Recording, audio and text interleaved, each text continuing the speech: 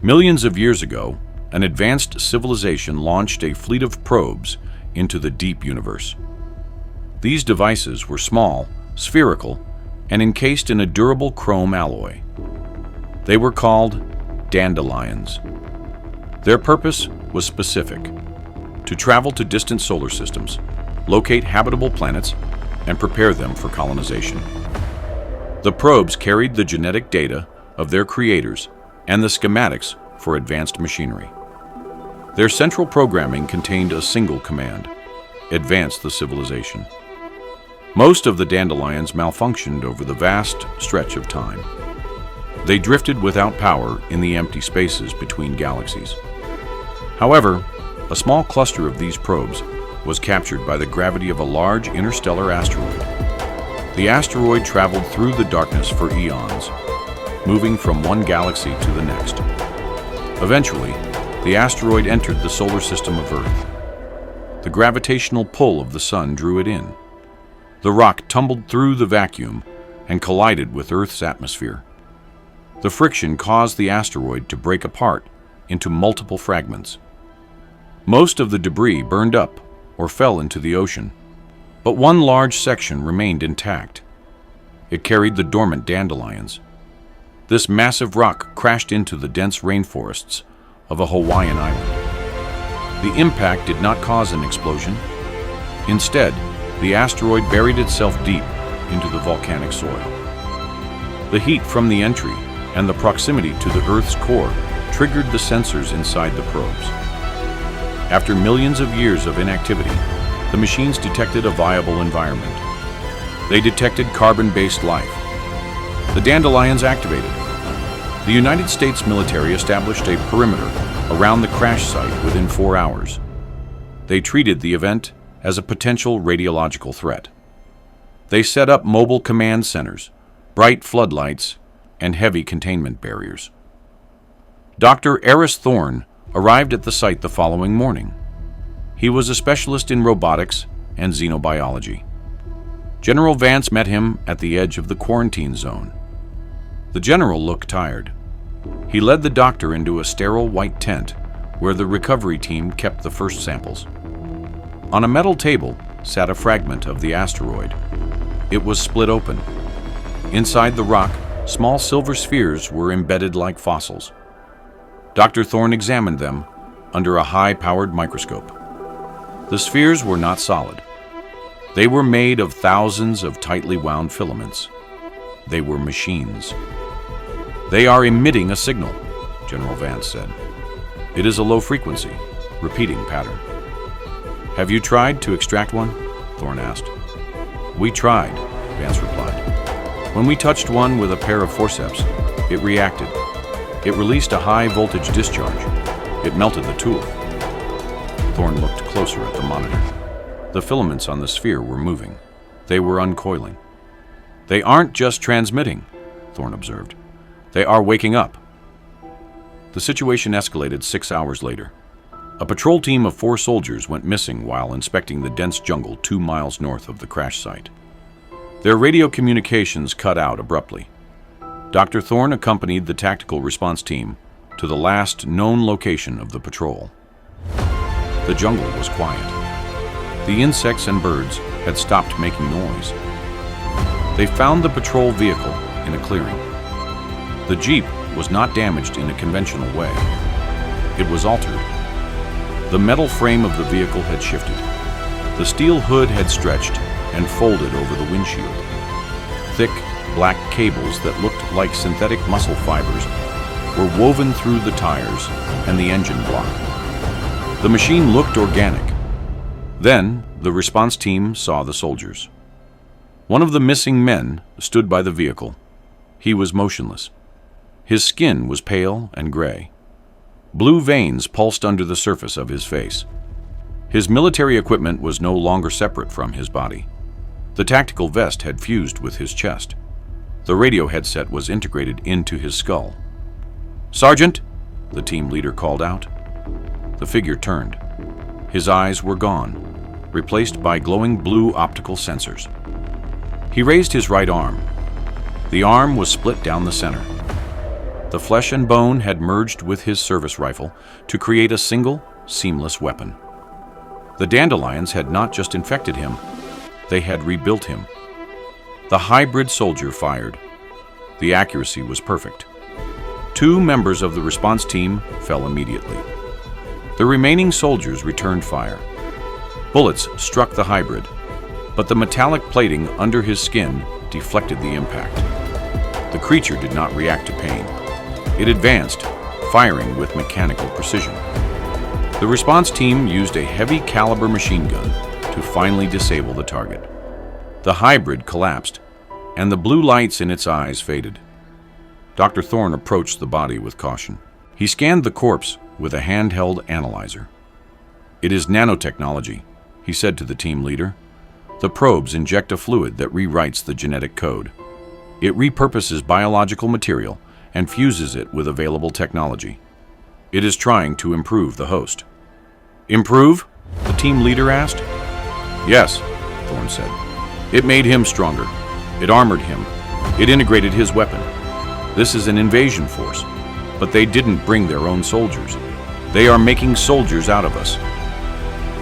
Over the next 24 hours, the infestation spread rapidly. The Dandelions moved beyond the crash site. They targeted the local wildlife. Reports came in from the surveillance drones. Wild boars in the valley were changing. The machines assimilated them, replacing their tusks with serrated metal blades and their legs with hydraulic pistons. These creatures became living tanks, charging through the containment fences and destroying military equipment. The birds on the island were also affected. They assimilated camera lenses and communication arrays. They flew in coordinated grid patterns, acting as a surveillance network for the growing hive. The military attempted to fight back, but the enemy was adaptable. When the army sent in an armored personnel carrier, the hybrids disabled it, swarmed it, and infected the vehicle itself. The tank became an autonomous enemy unit, turning its turret against the human forces. The island was becoming a fortress for the aliens. They were constructing a massive structure in the center of the crater. It was a transmitter. They intended to send a signal back to their point of origin. If that signal reached deep space, it would reveal Earth's location to the rest of the alien fleet. Dr. Thorne and his team worked without rest in a bunker 5 miles away. They analyzed the data from the first engagement. They needed a weakness. "Look at the thermal output," Thorne said, pointing to a graph on the large monitor. The hybrid soldier, his body temperature was 106 degrees Fahrenheit. "He was overheating," a scientist replied. "The machines are overclocking the biological hosts," Thorne explained. "The human body cannot sustain that level of energy output. The alien technology pushes the muscles and organs beyond their natural limits." Thorne pulled up a timeline. The first test subject died 3 days after infection. The biological components failed completely. The heart gave out. The tissue became necrotic. "They burn out," General Vance said. "They have an expiration date." "Yes," Thorne said. "Approximately 72 hours. Once the host body dies, the machine components have no fuel source. They shut down." "We can't wait 3 days," Vance said. "The transmitter will be operational in 24 hours. If they send that signal, the war is over." "We have to stop them now," Thorne said. "But we cannot beat them with firepower. They assimilate everything we throw at them. We need to use their own programming against them." Thorne brought up a schematic of a synthetic virus. "My team has developed a code. It is a logic trap. If we introduce this into their network, it will force every active unit to run a diagnostic loop. It will freeze them." "How do we deliver it?" Vance asked. "We can't upload it wirelessly. Their encryption is too advanced." "We have to inject it," Thorne said, "directly into the central network." "The transmitter is surrounded by thousands of those things," Vance said. "No vehicle can get close." "They don't attack unless they detect a threat," Thorne said. "They prioritize assimilation. They want biological material. We need to give them a host." The plan was set. The military withdrew their heavy armor to the coast. They focused their efforts on a small rural village located in a narrow valley leading to the crater. This would be the choke point. They cut the power to the entire island, leaving only the village grid active. The dandelions were drawn to the electricity.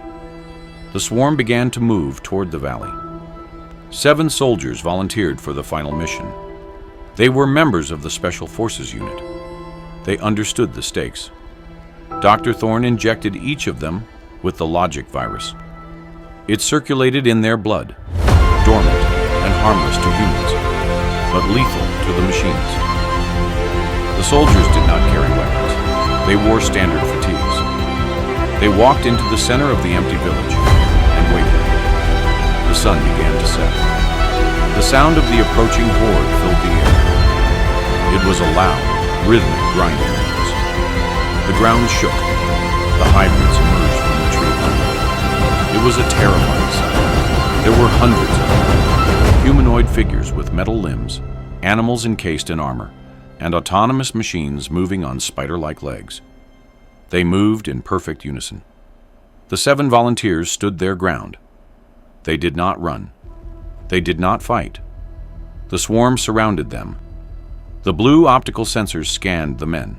The machines detected fresh biological material. They detected high-quality DNA. The hybrids advanced. They did not shoot. They extended their metallic tendrils. They began the process of assimilation. The soldiers winced as the needles pierced their skin. The machines connected to their nervous systems. The hybrids attempted to download the genetic data and upload their control protocols. Instead, they downloaded the virus. The effect was instantaneous. The logic trap flooded the alien network. The hybrid connecting to the lead soldier froze. Its blue lights flashed rapidly, cycling from blue to red, then to static white. The machine let out a high-pitched electronic whine. The virus traveled through the connection. It moved from the hybrids to the nearby drones, and then back to the central hive mind. One by one, the machines in the valley stopped moving. The hydraulic pistons hissed and locked in place. The weapons powered down.